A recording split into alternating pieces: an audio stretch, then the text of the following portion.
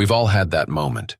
You are deep in a comfortable sleep, finally resting after a long day, and suddenly, your eyes pop open. It's 3 a.m., and the urge to visit the bathroom is impossible to ignore.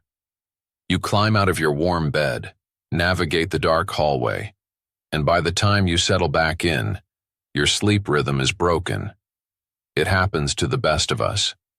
In fact, research suggests that over 60% of adults over the age of 70 wake up at least once a night to use the restroom.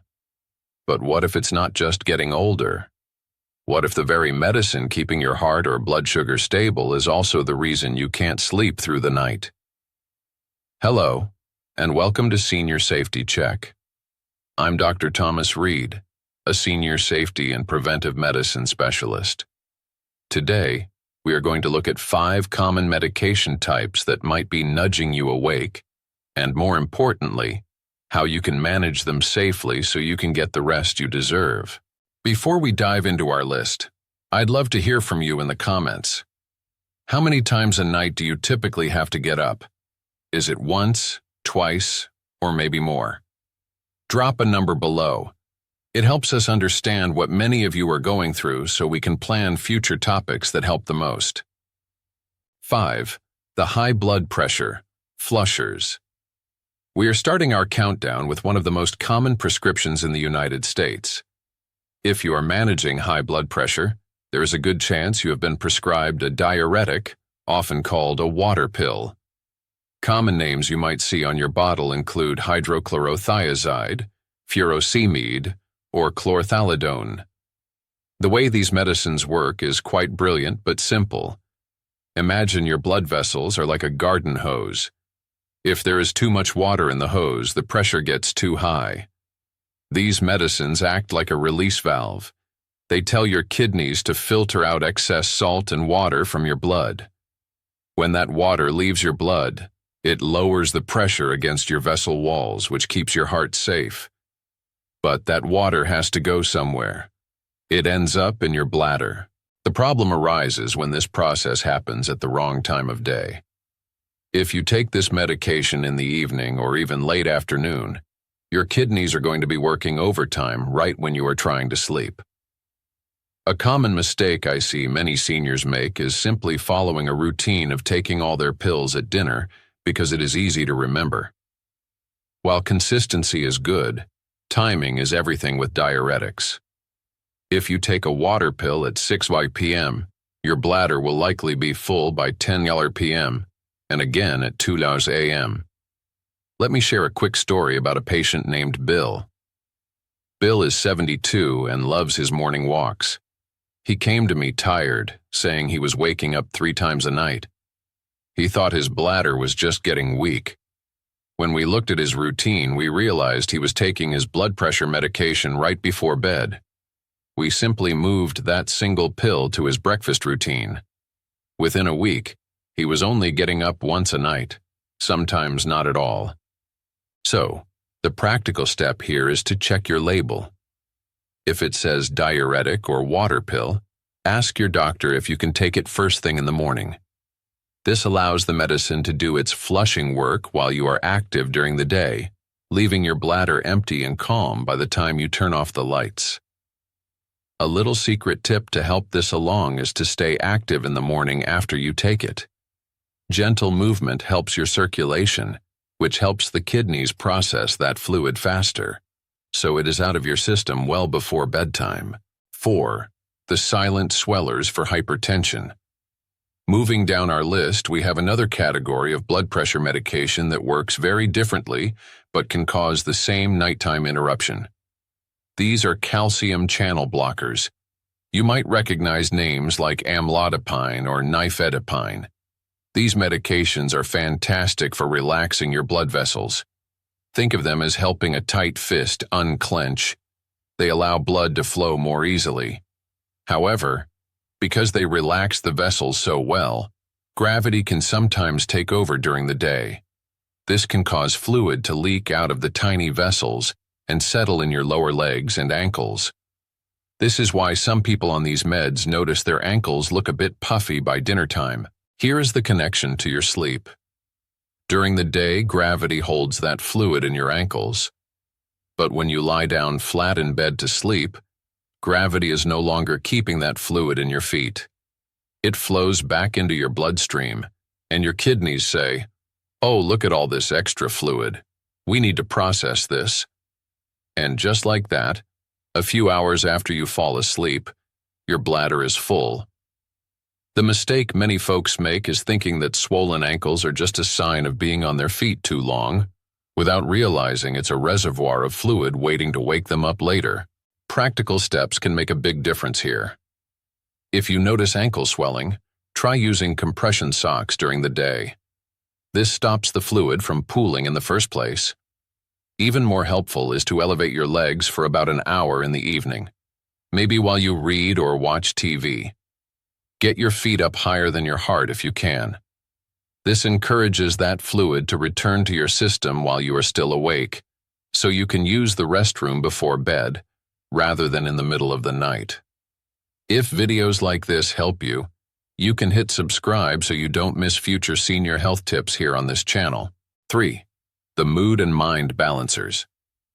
Number 3 might surprise you because it has nothing to do with blood pressure or kidneys directly.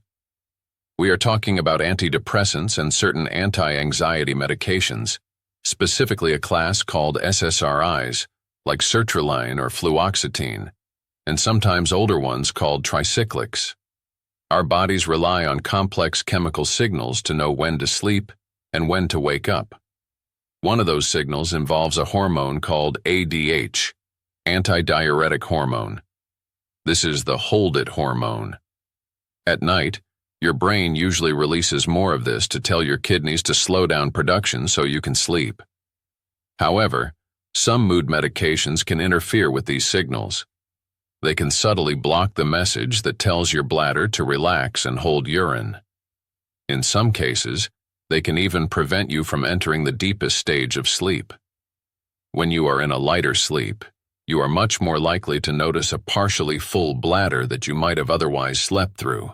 Let's look at a situation involving a woman named Martha. Martha started a new medication to help with anxiety after her husband passed. It helped her mood, but she started waking up at 4 a.m. every single day to use the bathroom, causing her to feel groggy all morning. She thought it was just grief or stress. When we discussed it, we realized the medication was changing her sleep depth. We adjusted the timing of her dose, and her sleep quality improved significantly. The common mistake here is assuming that these medications only affect your brain.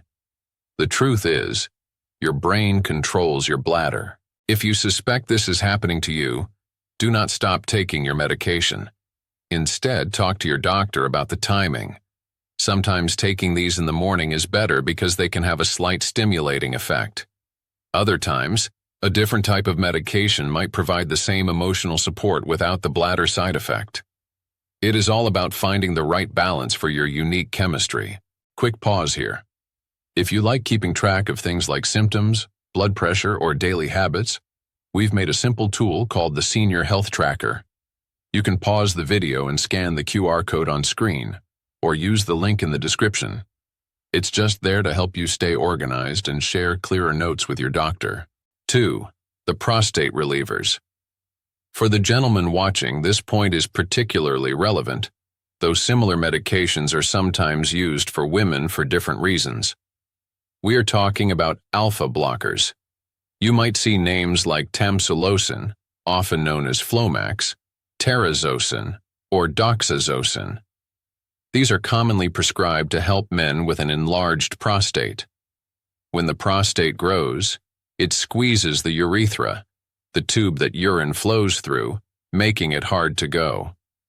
Alpha blockers work by relaxing the muscles in the prostate and the bladder neck.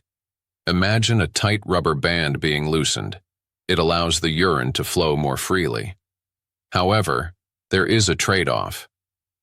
Because these medicines are so good at relaxing that muscle, they can sometimes make it harder for the valve to stay tightly closed when you want it to. This means you might feel a sudden, urgent need to go, rather than a gradual buildup. This urgency can strike sharply in the middle of the night. Also, some of these medications can lower your blood pressure slightly. If your blood pressure drops a bit at night, your body might try to compensate, which can alter how your kidneys filter fluid. The mistake I often see is managing the timing incorrectly regarding fluid intake. Because the medication relaxes the exit door of the bladder, you have to be more careful about what you put into the entrance. If you are taking an alpha blocker, try to limit fluids 2 hours before bed. Since your natural holding muscle is being told to relax by the medicine, you don't want to challenge it with a large volume of liquid right at bedtime. Also, be very careful when you do get up. Since these meds can lower blood pressure, sitting on the edge of the bed for a moment before standing up is a crucial safety step to prevent dizziness. And if tracking these things helps you stay consistent, the Senior Health Tracker app is linked below if you'd like to explore it. 1. The Sugar Managers, SGLT2 inhibitors. We have reached number 1, and this is a category that has become very common in recent years for managing type 2 diabetes. These are SGLT2 inhibitors. You might know them by brand names like Jardiance, Farxiga, or Invokana. These medications have changed the game for diabetes and heart health. They work in a very mechanical way.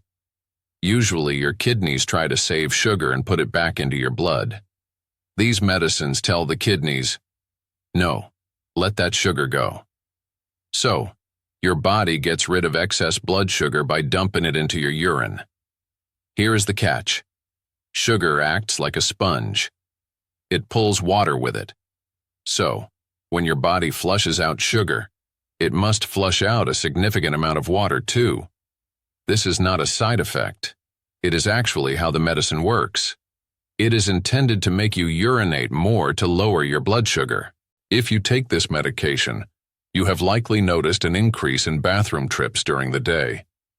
But if your blood sugar is running high in the evening, perhaps after a large dinner, the medication will be working hard all night to clear that sugar, pulling water from your body to do it. Let's talk about a patient named Robert. Robert loved his late-night bowl of cereal. He was on one of these medications and was waking up 3 or 4 times a night. He was frustrated. We explained to Robert that the cereal spiked his sugar, and the medicine was doing exactly what it was supposed to do, flushing that sugar out while he tried to sleep. By shifting his carbohydrates to lunch and having a protein-heavy dinner, there was less sugar to flush at night, and his bathroom trips dropped to just once. The practical step here is diet management in the evening. If you are on these medications, try to eat your carbohydrates earlier in the day. A lower-carb dinner means less work for the medication to do while you are sleeping. Also, good hygiene is a secret tip here.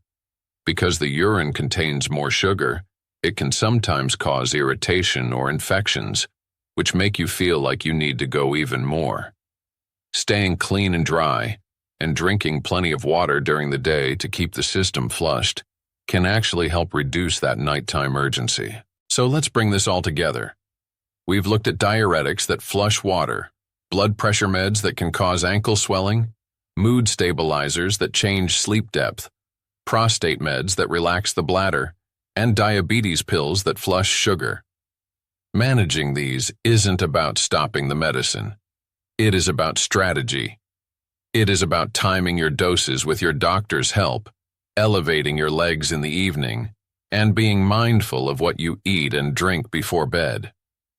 Even small daily steps can help you feel steadier, safer, and more confident as you go through your day. I would love to know, have you ever changed the time you take a medicine and noticed a difference? Let me know in the comments below. This video is for education only and is not personal medical advice.